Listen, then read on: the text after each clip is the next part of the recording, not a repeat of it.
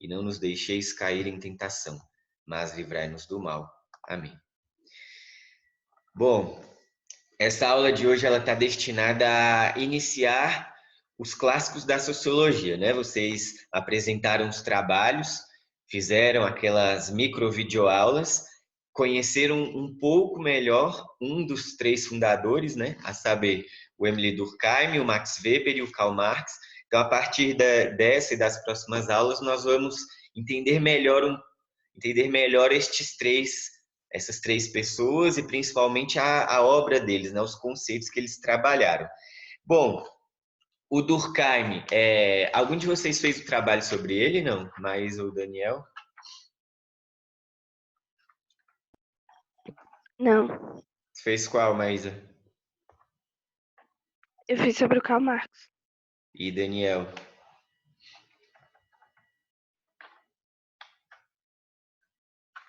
Daniel já nos deixou. Bom, vamos lá. O Durkheim... Oi, tá aí, Daniel? Oi, é que meu professor se despedir de mim, é que ele foi trabalhar. Acabou que eu tive que montar o áudio. Eu só tava perguntando de qual dos fundadores você fez o trabalho. Eu fiz... Peraí, rapidinho. Durkheim, Weber e Marx. Weber. Um Marx e um Weber. Bom, o Durkheim, ele foi o mais antigo dos três, né? Ele é um pouquinho antes dos outros dois. E o Durkheim, ele é fundamental para a sociologia. Inclusive, muitos dos conceitos que a gente utiliza em sociologia foram propostos pelo Durkheim. E aí, Daniel, se você quiser acompanhar pelo seu livro, pode abri-lo na página 37. 37, 38. Beleza. Acho que vocês não vão se lembrar, mas lá no começo do ano, nas nossas primeiras aulas, eu passei algumas coisas para vocês copiarem no caderno. Eu chamei de as causas da sociologia, né? O que é sociologia, de que é feita a sociologia, por que estudar sociologia, e para que estudar, né? E para que a sociologia serve. Bom, e lá, nessas primeiras aulas, eu falava que o objeto de estudo da sociologia são os fatos sociais. O objeto de estudo da sociologia são os fatos sociais. Então, que é um conceito do Durkheim, e agora nos resta entender um pouco melhor o que é um fato social. A partir de agora, vamos nos aprofundar um pouco nesse conceito. Bom, e vou colocar aqui no... acho que é melhor projetar uma tela e colocar por escrito para vocês. Um instante.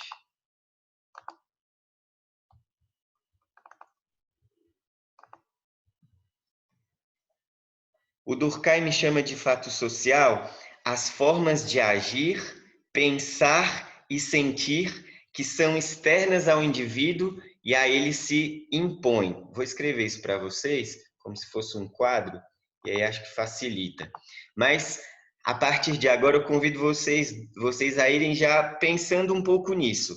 Formas de agir, pensar e sentir que são externas ao indivíduo. Como assim?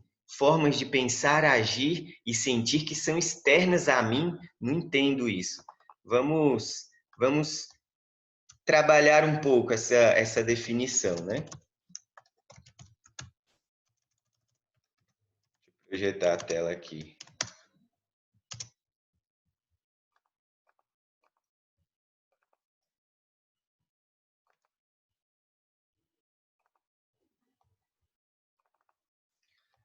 Aparece aí para vocês? Está pequenininho, né?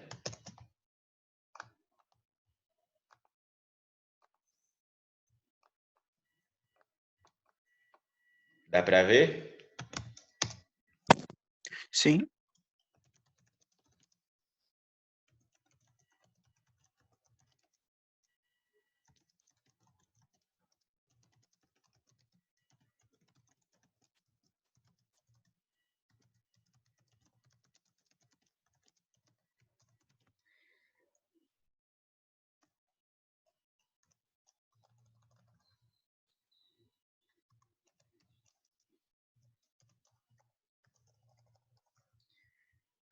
Bom, formas de agir, pensar e sentir que são externas ao indivíduo e a ele se impõem. Então, pensem aqui comigo.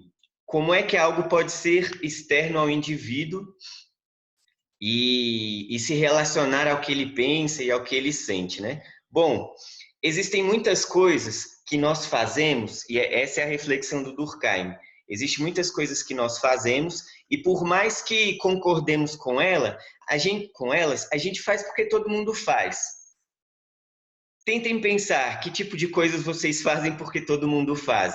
E aí, já como um exemplo, o próprio idioma, o próprio português. Já pararam para pensar nisso? Que não foi você que escolheu a sua língua nativa? Não foi você que escolheu falar português? Você faz isso, você aprendeu português porque todo mundo à sua volta falava isso, falava nesse idioma. Então, naturalmente, à medida que você foi crescendo, isso se tornou parte de você também. Então, falar português é um fato social. Então, começando a entender um pouco melhor esse conceito do Durkheim? Sim. Beleza. Então, o falar português é uma forma de agir, certo? É uma forma de agir que é externa a nós. Não foi uma decisão, não foi uma decisão pessoal. Embora hoje eu até goste do português, acho o português uma língua muito bonita, me agrada falar português, mas é algo que veio de fora de mim. Não foi uma decisão pessoal. Então, é uma forma de agir, é algo que eu faço e não só eu, né? Todas as outras pessoas que convivem conosco praticamente fazem, e ela é externa ao indivíduo e se impõe a ele. Então, é isso que o Durkheim está chamando de fato social. Este é um fato social, tudo aquilo que vem de fora do indivíduo e faz com que ele haja de determinada maneira. Outros exemplos. Aqui no Brasil, é muito comum que a gente utilize calça jeans. Então, a utilização de calça jeans pode ser um objeto de estudo da sociologia também. Por que os brasileiros usam calça jeans? Que, inclusive, é uma forma de se vestir, né? É um hábito que vem de fora, vem importado, vem dos Estados Unidos. A calça jeans surge lá nos Estados Unidos, no contexto das guerras mundiais, né, que os homens estavam na guerra, faltavam homens para trabalhar, então as mulheres pararam de usar vestido e saia, começaram a usar calça, enfim. Depois a calça jeans se populariza, passa a ser utilizada por toda a população, enfim, por aí vai. Então, a calça jeans, para nós, ela pode ser vista, a utilização da calça jeans pode ser vista também como um fato social. E vem de fora do indivíduo, né, e a nós se impõe. Praticamente impossível encontrar alguém no Brasil, hoje, entre 15 e 35 anos, por aí, que não tenha calça jeans no seu guarda-roupa. É muito raro de se encontrar. Então, é algo que vem de fora, se impõe a nós. Sei lá, outros exemplos de fato social.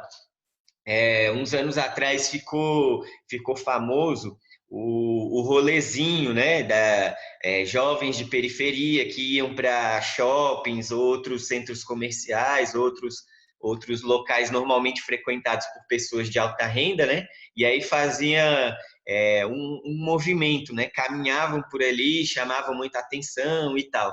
Ficou conhecido como os rolezinhos, talvez vocês se lembrem. Inclusive, daí é que vem a gíria, né, do rolê,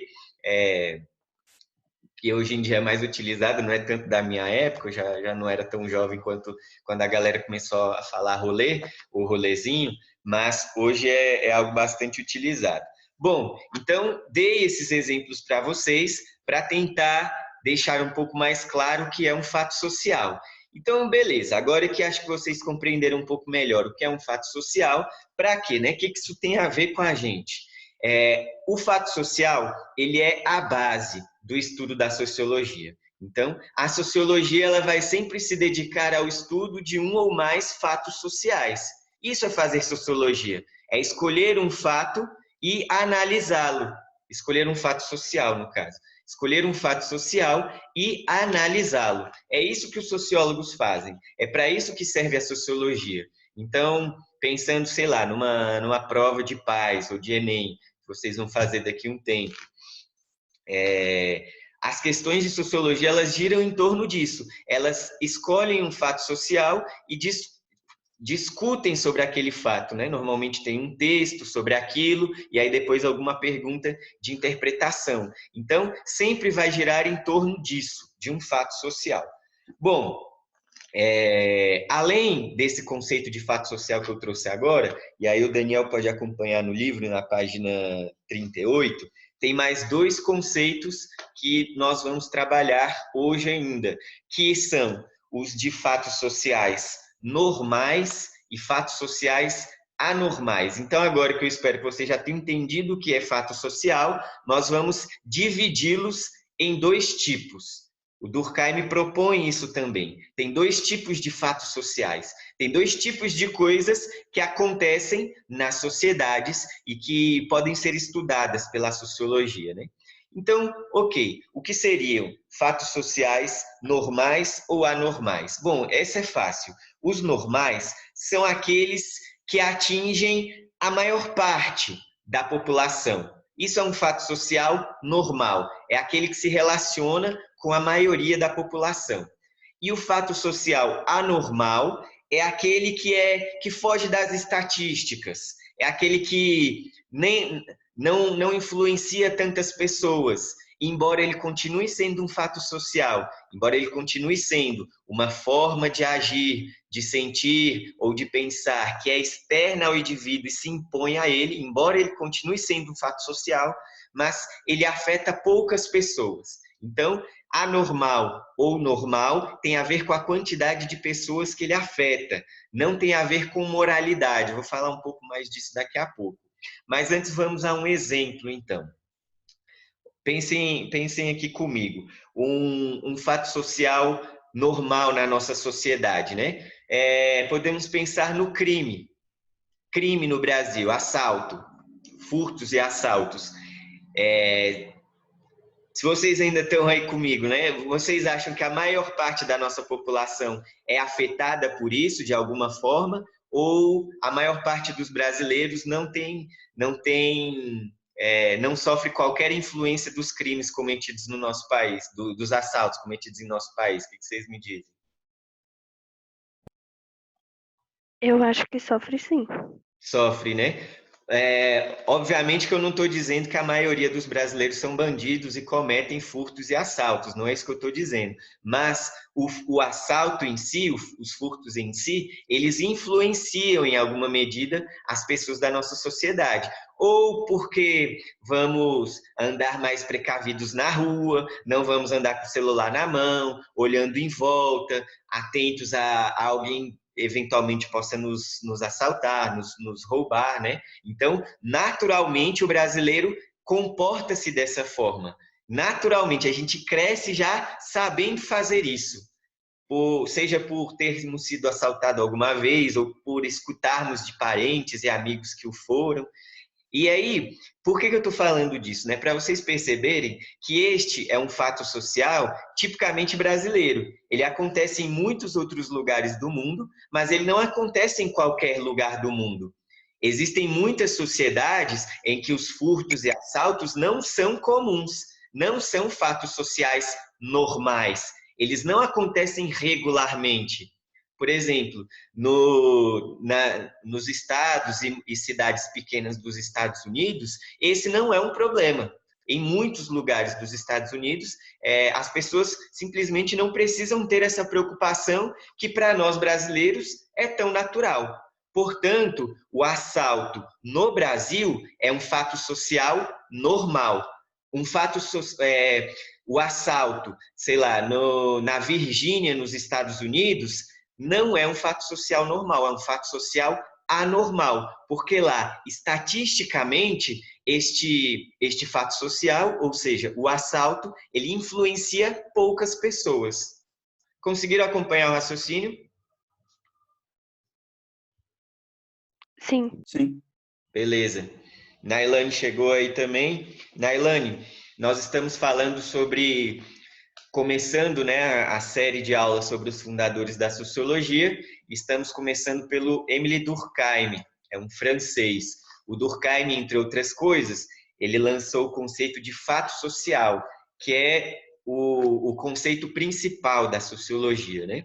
Todos os sociólogos precisam conhecer bem este conceito de fato social, e não só os sociólogos, os alunos dos sociólogos também, porque é aquilo que dá fundamento às análises sociológicas, né?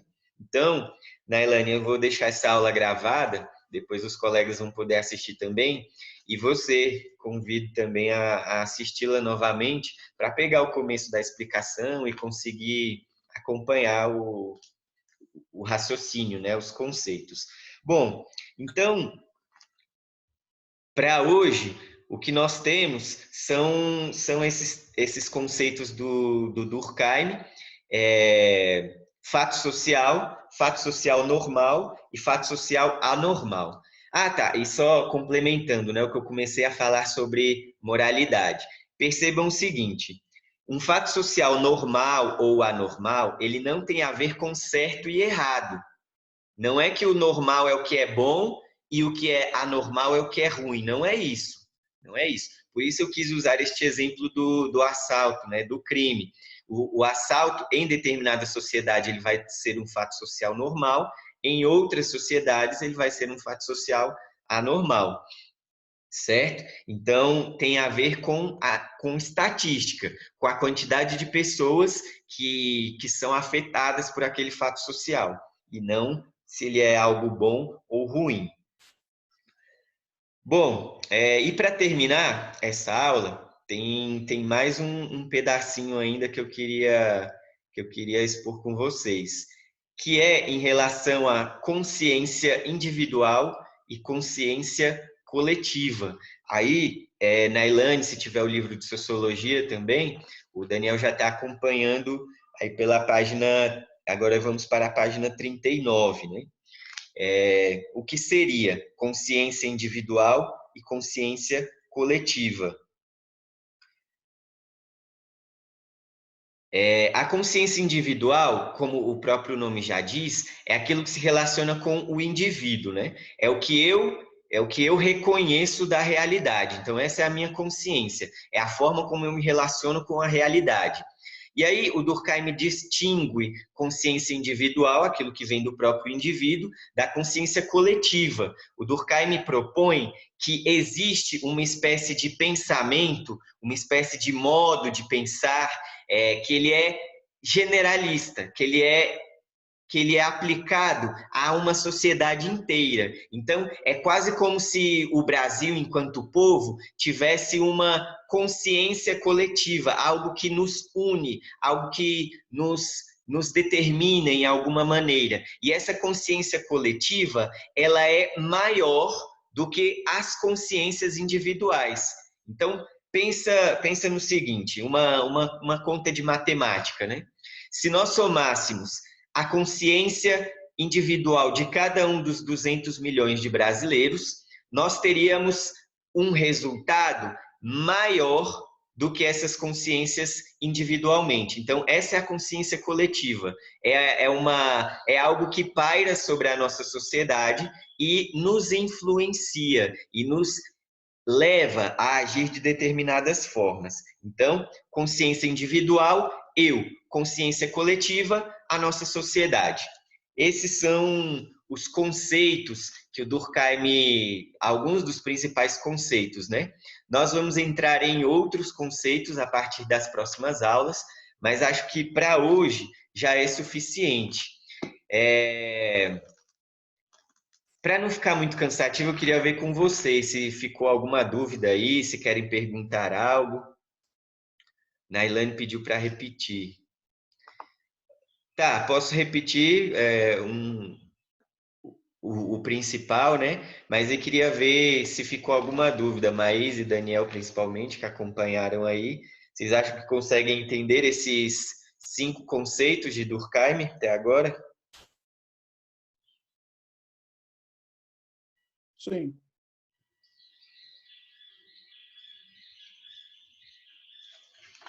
Beleza, então. Bom, Professor, bom dia. diga. Bom Só dia, para né? repetir o número da página, o resto eu consegui entender. Ah, tranquilo. Nós estamos na página Pode pegar, Nailane, a partir da página 37. É onde vai começar a falar do Durkheim. Aí os conceitos estão na página 38, os conceitos de fato social normal e anormal. E na página 39 tem os conceitos de consciência individual e consciência coletiva. Bom, só para Entendi, deixar obrigada. nada. Só para deixar mais marcado a diferença de individual e coletivo, lembrem-se que a consciência coletiva ela é superior, ela transcende, ela está acima das consciências individuais. Então, para o Durkheim, e aí a gente vai, quando passarmos para o Weber, vou chamar a atenção para essa diferença entre os dois, né? Para o Weber, o indivíduo é mais importante do que a sociedade. Mas agora no Durkheim, o que nós estamos estudando é a sociedade, ela é mais importante do que o indivíduo. Percebem? Então, o Durkheim está sempre preocupado em olhar para o todo, em olhar para a sociedade, né? É o fato social. E o Weber, ele está mais preocupado com o indivíduo, com a forma como a sociedade afeta aquele indivíduo, mas o foco do Weber está aqui na pessoa, no indivíduo. O foco do Durkheim está na sociedade, está na forma como a sociedade se impõe sobre os indivíduos. Então, lembrem-se disso. Para o Durkheim, a sociedade é mais importante do que os indivíduos. E aí vale até um convite a uma reflexão filosófica aqui, já que temos alguns minutos ainda. Que vocês me diriam? Olhando para a sua vida, olhando para o Brasil de hoje, olhando para a sua família, que você considera que é mais importante? O indivíduo ou o coletivo? E tenta justificar. Quem se arrisca aí? Quem está a fim de debater um pouco, para não ser só eu falando aqui, até cansar vocês. Indivíduo ou coletivo? Qual vale mais? Qual é mais importante? Qual deve ser priorizado em relação ao outro? Sei lá, vocês ainda não votaram, né? Mas quando vocês forem votar, o que vale mais? Aquilo que faz bem para um indivíduo ou para uma pessoa determinada, ou aquilo que é mais importante para o todo. Aí eu já fui influenciando vocês para escolherem a perspectiva do Durkheim, né? Mas, e aí pensando no outro lado agora do Weber, será que o governo, será que o Estado tem direito de tirar as minhas liberdades, de se impor sobre mim, de me obrigar a fazer coisas que eu não quero, coisas que atentam contra os meus valores, por exemplo? Enfim, qual é mais importante, o indivíduo ou o coletivo?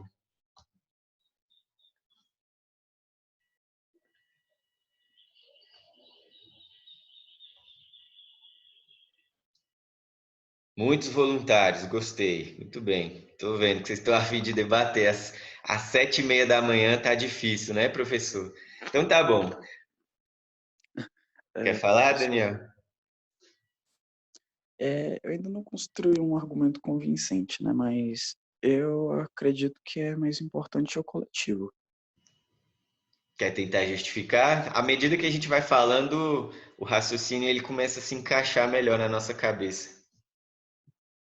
Ok. Vejamos. Tipo, você pensar o quê? Em um único indivíduo é um pouco egoísta, entendeu? Porque, tipo, aquela pessoa, digamos assim, né? Aquela única pessoa tem 1000 vezes mais privilégios do que os dos demais, entendeu? Uhum. Não deveria ser assim. Todos deveriam ter direitos iguais, no caso. Não deveria ter essa desigualdade, no caso, politicamente falando. Uhum. Beleza, Hum, valeu. De fato, o ser humano, o homem, ele é um ser sociável, né? Ele existe em sociedade. Então, até temos na história exemplos de pessoas que preferiram se afastar da sociedade, né? Se afastar dos outros. Temos, por exemplo, alguns monges ali no começo da Idade Média, até antes da Idade Média, ainda na Idade Antiga, ali século IV, século III, nós temos século IV, V, nós temos monges do deserto, né? Eram padres católicos que se retiravam do mundo e iam viver uma vida solitária. Hoje em dia nós ainda temos, sei lá, tem até reality show, né? Hoje em dia, quem gosta de acompanhar essas coisas diferentes, né? O cara vai para o meio do mato e aí ele fica ali numa luta por sobrevivência, constrói abrigo, vai atrás de comida, passa ali, sei lá, meses com uma câmera gravando o que está fazendo, mas sem receber ajuda, sem se relacionar com outras pessoas. Então, nós até temos exemplos de pessoas que preferem viver isoladas, mas, como regra, né, como regra, nós, seres humanos, somos seres sociáveis, né? Nós existimos em sociedade. Então, para existir em sociedade, existe também uma necessidade de obedecer regras, né? Quando estamos lidando com outras pessoas, não podemos simplesmente fazer tudo o que queremos, do jeito que queremos, levando em conta somente a nossa vontade, né? Então, sei lá, um exemplo simples. Eu moro com o meu irmão e em geral ele que cuida da roupa, né? Ele lava a roupa e tal, e eu que trabalho fico mais por conta de pagar as contas, enfim. E aí, para conviver bem com o meu irmão, eu não posso simplesmente sair deixando lixo espalhado pela casa, né? Tem uma regra que o lixo precisa ser jogado no lixo, minimamente. Então, é